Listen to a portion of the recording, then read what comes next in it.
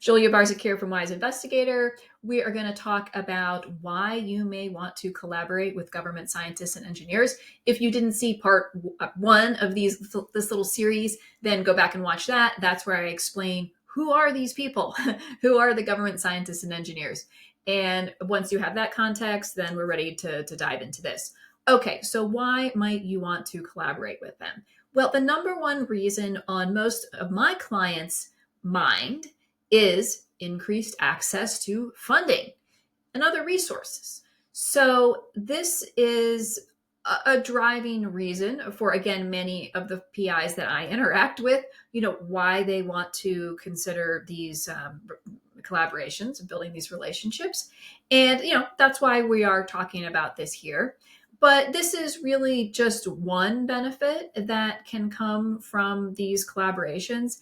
And it's important to state that, of course, any relationship, any human relationship, professional or personal, we don't want to go into those relationships with a completely, what's in it for me mindset, because that's doesn't usually end well. It doesn't usually progress well. I'm not even going to say end well. I'll say it doesn't usually move things forward very well, because the party or the person on the other end of that, they can feel that. They can feel you're just trying to get something from me. And that's really kind of can just halt things right there.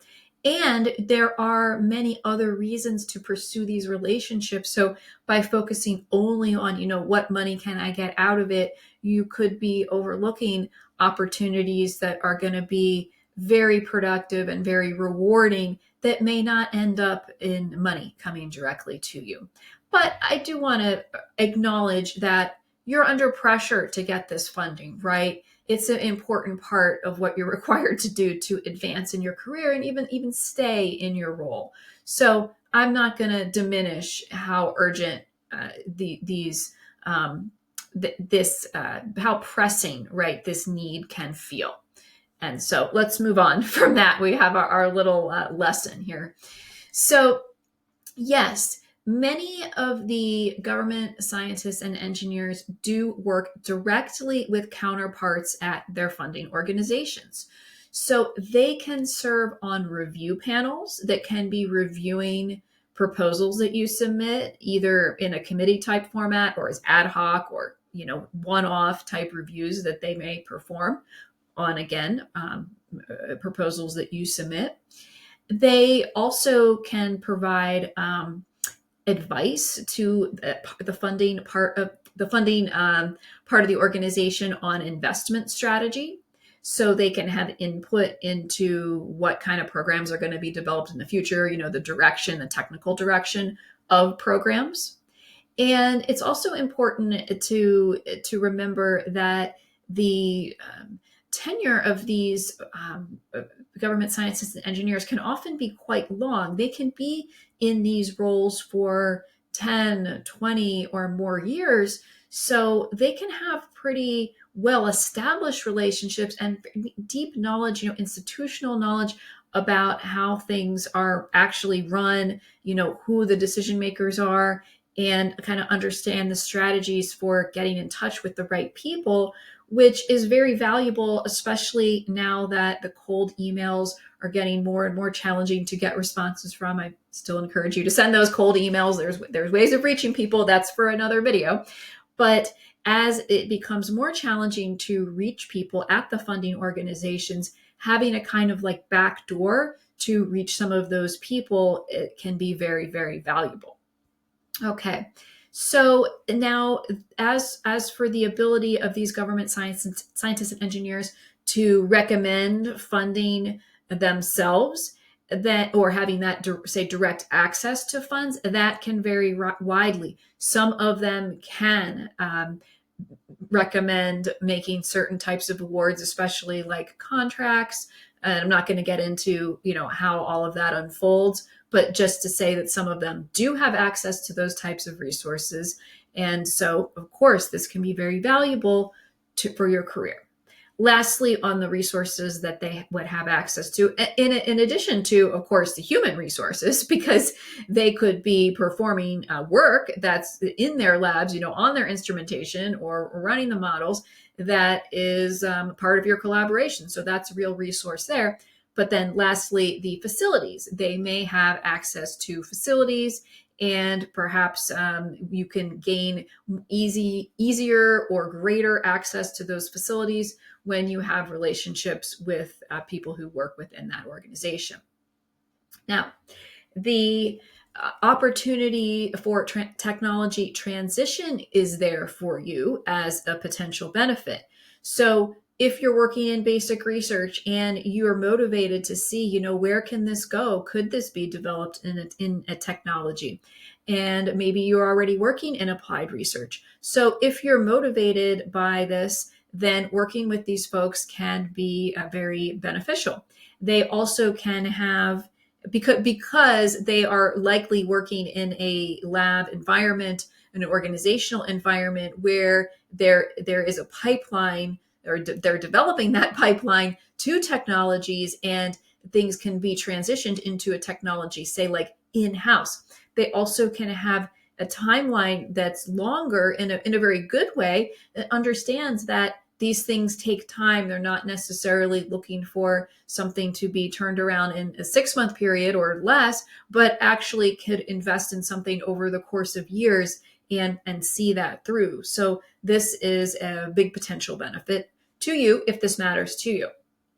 So another benefit would be the opportunities that you can provide for your students and other trainees. So many of these government labs have internship programs. They have postdoc programs, generally to work as a federal employee. Well, to work as a federal employee, that student or trainee would have to be a U.S. citizen. But there are some cases where they could work, after they graduate, perhaps as a contractor. Again, you're going to have to look case by case basis. So if you have U.S. citizen students or trainees, they can absolutely apply to become a federal employee and work in those labs after they graduate. So that can be a really great benefit to them that you're providing to them. If the students are not U.S. citizens, they can still, in some cases, perform internships and be part of the collaboration. And this would give them just a great value in terms of their own career development, because many of your students are not going to go on to continue in academia. And whether they go to government, be that federal government, state government, elsewhere, or a nonprofit or industry, having that experience working with the government collaborators, with whether it was on site or even just on campus, but with those collaborators, that is very, very valuable to a person who is just starting out. So I benefited from this greatly. When I was in graduate school doing my PhD at University of Chicago, I had the opportunity to spend a couple years working at Argonne National Lab, and that's where I collected my data for my PhD thesis. And this really doubled the experience and the value that I got out of that PhD program, because I had my advisor and committee members, mentors on campus, but then I also had effectively a second advisor who worked with me day to day in a lab. And I learned so much. I learned how to work instrumentation that was not on campus. It was really from a different field. And I also got to see the workings, the day-to-day workings of the rest of the team and the group at Argonne National Lab. So I understood, okay, what is it like working at a national lab, being in there effectively 5 days a week for a couple of years. It was so valuable. And I really am still benefiting from that experience to this day, because again, I have that experience at a national lab, and I wouldn't have had that experience otherwise. So a lot of value for your students and trainees from these relationships. Now, another benefit that will come to you is increasing your familiarity with how research is done elsewhere. If you have come straight out of a grad school or a postdoc or a couple postdocs, and you've effectively been living your life and your whole career in the university environment. But as your career progresses, you're going to find yourself interacting with leaders from many different types of organizations. You're going to continue to interact with your fellow academics, but you are also going to interact with people from government, from industry, especially as you join professional societies, you move up into leadership of those professional societies and related type activities. And it's just going to be very valuable for you to have a perspective on how those other colleagues are approaching their work, what kind of responsibilities they have, what kind of struggles they have, where they have bandwidth and opportunity, where they kind of don't, compared to your own situation. And you can become a trusted collaborator and colleague to these kinds of people. And you're going to be more knowledgeable about what their world looks like. And that just is a strong foundation for better relationships. So speaking of relationships, the last benefit here that I will discuss is the value of fostering these long-term relationships. So many government scientists and engineers are in their positions for a long time. So if you have built a relationship, a collaboration with these folks, and then maybe things die down, that project's over, you're out of touch, you can reach out to them 5 or 10 years later. That is not a long time. People will remember you. And when you get to be my age, you start to realize like 5 years is not that long, or, that's how it seems at this point. So you don't have to feel like, oh, I need to be in touch with them, every 6 months, or if I've lost touch with them, then that relationship's gone. They are still going to be there for you. They are going to be very happy to hear from you. If you've had a good relationship, which I'm sure you will, and you can just dive right back in. So when you are, 5, 10 years down the road and you're thinking, wow, I really want to reach someone at this organization, or I have a trainee who's trying to reach somebody at this organization, you have a contact there that you can reach out to and try to make that connection. Also, when these folks do move on, because not all of them do stay for 10 or 20 years or 30 years, they will move on most likely to another government position or maybe an industry position. So just because they've moved on, you still can maintain that relationship. You can still reach out to them. It's not like they dropped off the face of the earth. That's one concern I hear expressed from PIs is, oh, I had this relationship with this person and now they don't work there anymore. So I'm lost, right? Well, one, there's going to be hopefully somebody replacing them. You can build a relationship with that individual, but also maintain the relationship you had with the other or the original person, because you don't know where their career is going to take them. They also have not just forgotten and lost touch with all of their colleagues from the original organization overnight. So think long term. These are long term relationships that you're building, because now you're starting your career, you're into your career, you're really thinking like long term. Okay. So the thing I want to wrap up with here as we wrap up this video is that, of course, it's just very important to remember that you want to build the relationship that is based off of a true synergy, a true excitement about the potential of a collaboration. And I find that this is just not a problem for PIs, because when I've been involved in guiding PIs towards these conversations and they come back and report to me how they've gone, they're, almost always very excited about the technical aspects of what could be done. Oh, wow, I didn't realize they were working on this. They're doing this, towards this goal. They have these types of facilities, and that relates to what we're doing. Of course, it's not the same thing, obviously, but it will have a synergy. And when both parties get excited, then that's what you want to focus on, not, okay, what resources can I get, what student can I send you? You don't start the conversation out that way.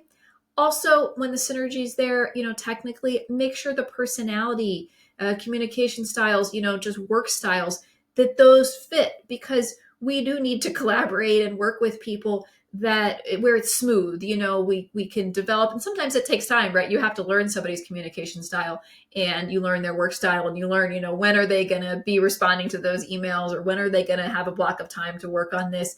And that's different for all of us. So make sure that work style and the communication, is easy, right? That it's workable, that maybe you could need to work on it a little bit to figure out, how am I going to coordinate with these people? Because they are coming from a different type environment. They don't have the teaching responsibilities. They don't have, summers off. Not that you all, don't work over the summer, because you do, but they are not on an academic calendar. They take a paid time off for their vacations, and, it's just different, right? So make sure that the synergies there on the technical side, the synergies there personally and with work style, because those are going to be very important to any kind of collaboration. So, we don't approach people with a transactional approach, like, just what's in it for me, but we approach them with an open mind and knowing that those opportunities can be there. And you want to develop that relationship that is going to work for the benefit of both parties or all parties. And ideally, then that's something where what comes out of it is greater than the sum of the parts. So next video, I will wrap up the series by sharing with you how you are going to actually go about reaching these people. So stay tuned for that.